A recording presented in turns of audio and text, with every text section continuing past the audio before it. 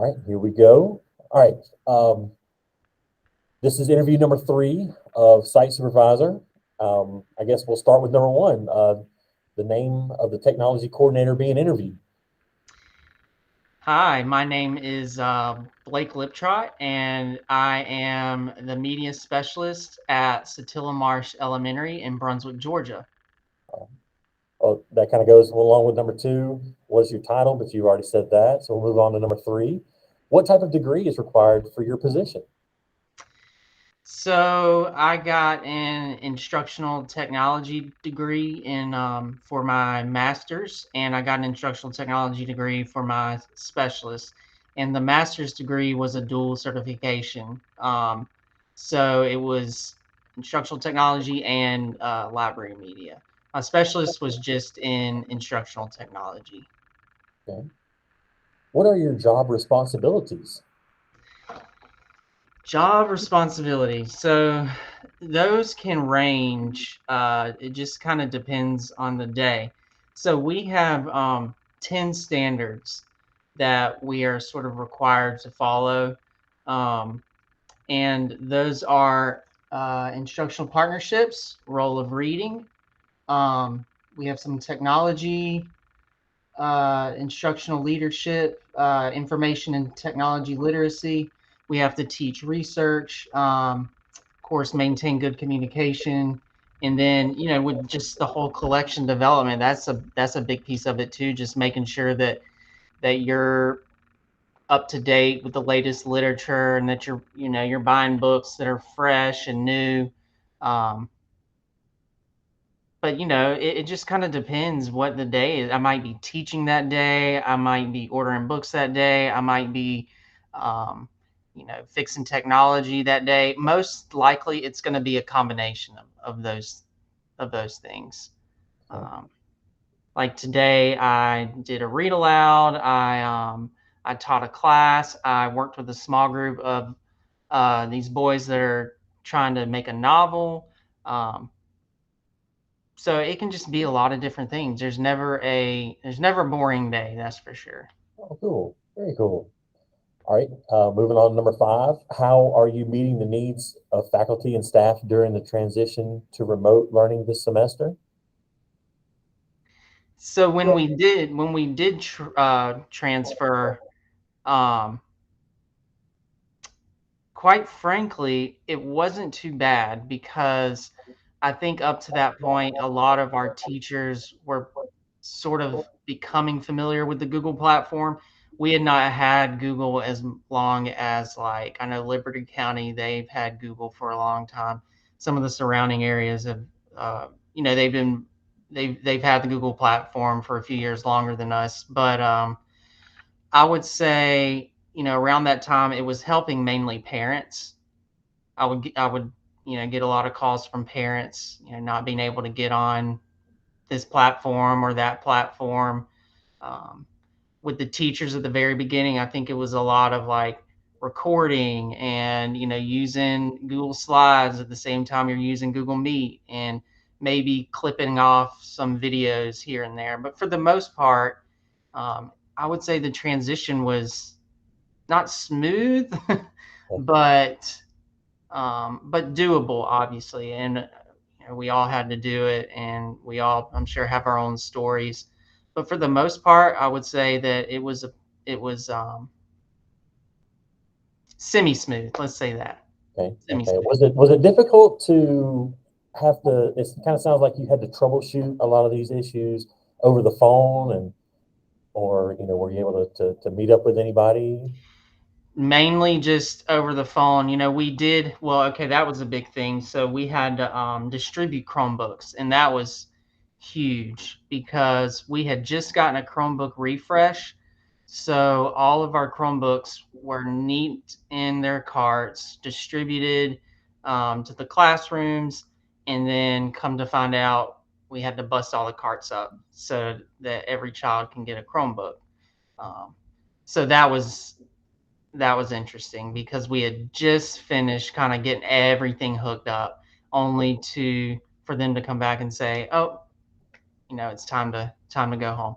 And this was actually the August that we came back. So, there was the March and April, but it was actually the August we came back where we ended up having to bust everything down that was brand new. The year before everything was kind of ready to go. That August that we came back, it was a lot. It was a lot. Just redistributing and getting everything out into to the public. So, All right. Next one. How are you meeting the remote learning needs of students and parents? um, again, so when it was happening, it was just a lot of phone calls, a lot of logging in, a lot of my laptop won't come on, my Chromebook won't come on. So it was a lot of troubleshooting, even like personal devices, devices that, Mac devices, Windows devices, phones, laptops, desktops, maybe even like an Xbox TV. Someone trying to do. I can't imagine someone trying to do schoolwork on an Xbox, but you did have that. So Now, I bet that was difficult having to know the difference between, not just a window operating system versus the iOS system, but, all the different types of devices that people could use to access information on Google platforms. right, and the only thing we use in at school is mainly Windows. So you kind of either have to already be familiar with that or use Google. All right. Number 7, what are typical daily activities for your job? Typical daily activities. Again, it kind of just depends on the day or which part of the year that we're in. So at the very beginning of the year, we're distributing technology. We're getting the teachers their Ziggies and Elmos and laptops and remotes and clickers and all kinds of things. And then sort of later in the year, like now, I'm finally getting to the point where I'm teaching some classes. We had 2 weeks of orientation where I brought every class in the school and we went up and down the aisles and everything. Um, so we just finished that, and now I'm getting into the teaching, and that's really what I like to do is just try to teach as much as possible, try to be in the classrooms with the kids as much as possible. I don't really like sitting at my desk, even though, you end up having to do that. You do end up having to work at your desk, but I really try to kind of be out and about and visible as much as possible, even if it's just there's 5 or 6 kids in the media center. I'm going to be out there interacting with them and things. So it's just a matter of the day and the time of year. Come November, we'll be neck deep in book fair things. We're also starting a new program this year called Bean Stack, where the kids can like track their reading. So I'm going to be in classrooms doing a lot of support with that. Um, and then of course, just like the whole media thing. So taking pictures, working on the website, just making sure our marketing is good and things like that. So um, sure, there's quite a bit more, but that's kind of what comes to the top of my head. Seems like there's a lot of hats you have to wear in this It's never role. boring, that's for sure. Well, that's good. That's good. All right, moving on. Do you have a budget that you control, and how do you make decisions on selecting resources for your stakeholders? Yes, we have a budget, and it's between $10,000 and $12,000 a year, and that is for our books, for anything media center related.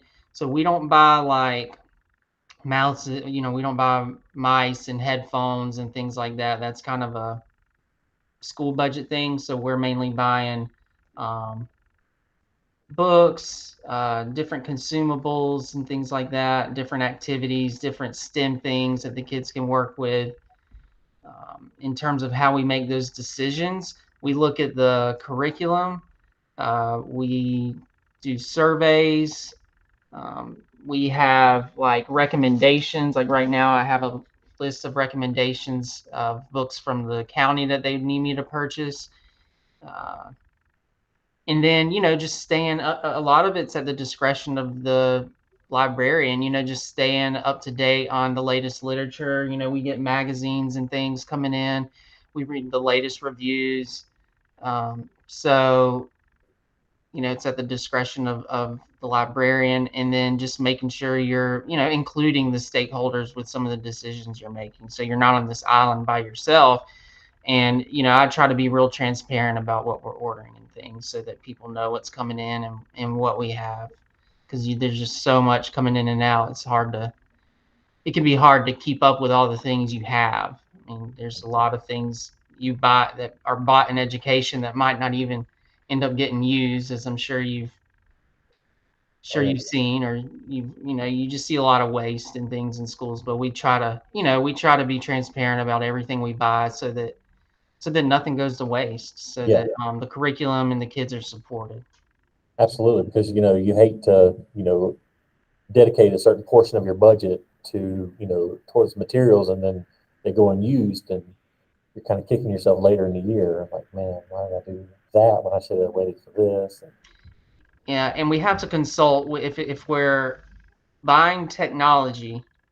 We have to consult with the curriculum. It's the CNI team, so curriculum and instruction, and make sure that the technology we purchase is compatible with the operating, with whatever systems we're using in the county, because not everything is going to be compatible. So they're, for safety and things like that, they're pretty strict about what we can or can't purchase in terms of technology and programs and things.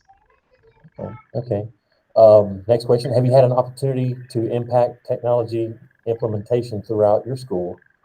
And would you describe a specific example? So one thing actually through the county, well, no, it was for the school, and then it ended up being for the county. But a principal I had a couple years ago, she wanted me to film these videos of teachers basically doing good things in our school. So, like, whether it was classroom discussions, or whether it was a teaching strategy, or if they were using or doing something special in their classroom, I would go and film like well, by the time it was edited, about 3 to 5 minutes. And it was basically a 3 to 5 minute video of, hey, here's a good strategy, a good teaching strategy, or to show new teachers, basically. Um, so that ended up being something that actually turned into a countywide initiative. So at that time, I had filmed like 10 videos or something like that. And this principal eventually became assistant superintendent. So she made it a countywide initiative, and now all the media specialists are filming videos of their teachers. Oh, wow. So that was flattering, but also was kind of like, um, you're making people do more things. You're putting something else on people's backs. But It's no, all that's a great way to, use technology to, and teachers like that. They like having a little moments here and there where they do get to shine. yeah, yeah. So no, that's a good thing. All right. Does your school have a technology committee? Yes. Uh, do you know who it's made up of? Mainly APs and It, principals, or yeah, it's mainly it's our leadership leadership team. okay, okay, Yeah. all right. How are technology decisions made? It kind of just depends. Let's see, what do we have to end up buying today? A lot of that is made at the district level, so we don't sit down and decide like how many laptops or how many computers we need. That's mainly a district decision. Okay, But if we want something for the school, then it's going to be a matter of a group coming together and deciding, is this something that is going to support our curriculum and our students, or is it fluff? Is it something that's just a trend, or which happens? Mhm. So it's a group decision for sure. And that's kind of neat because I think, or I know that you're the first person I've interviewed where, it seems like, the curriculum of the school really is a driving force in what kind of technology decisions are being made. For sure, yeah. Our first our first duty is instructional partnership. So I mean, we are first supposed to be teachers, and that's kind of how I view my job as a library teacher, because that's what we do. We teach kids about the different genres, about the different qualities of the different types of books.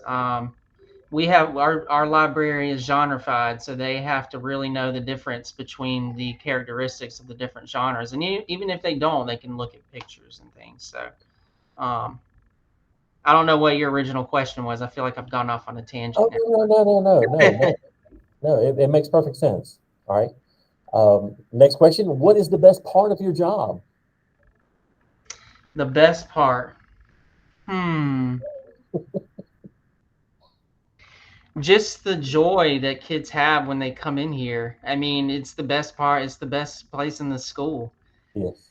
Uh, it's the place where you can have intellectual freedom. It's the place where you can explore and discover new things. And so just seeing the joy on the kids' faces when they come in, or finding that book, or even finding that topic or that concept that kids are interested in. I don't really see the library as a place of just reading. It's a place of learning and discovering, and there's more to reading than just books. That's what I like to say. Just because you got to read, you got to be able to read images, and you got to be able to read pictures, and um, you got to be able to have like good media literacy and be able to like navigate the internet, and there's just a lot more than just that book that's sitting in front of you. So there's a lot more to it for sure.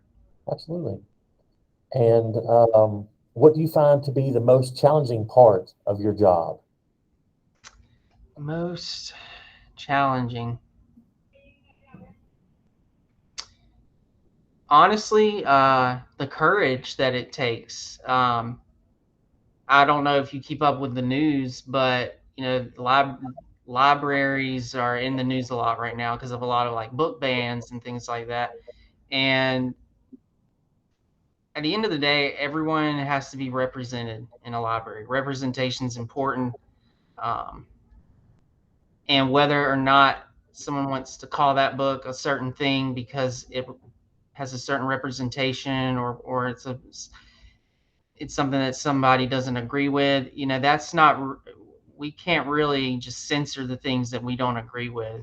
So having the courage to buy the books that represent people and represent the actual world and the events that are happening in it, um, because there's a lot happening right now that is putting librarians in kind of a tricky situation. Um, so just having that courage to say, you know what, at the end of the day, I teach kids, and we got to do what's best for them. So Absolutely. Absolutely. That's the most important thing. And I think that, sometimes people lose sight of that for because of their own personal drives or personal missions, or, yeah, whatever the case may be. it's easy to do. It is. It is. Well, I don't have any more questions unless you have anything else you'd like to add. I don't think so. It was good seeing you, Ben. Absolutely. And I appreciate you taking time and helping me out with this activity. I appreciate you so much, Blake. Definitely anytime. All right. Thank you so much, man. All right, Ben. See you Thank you. later. Bye bye. Bye bye.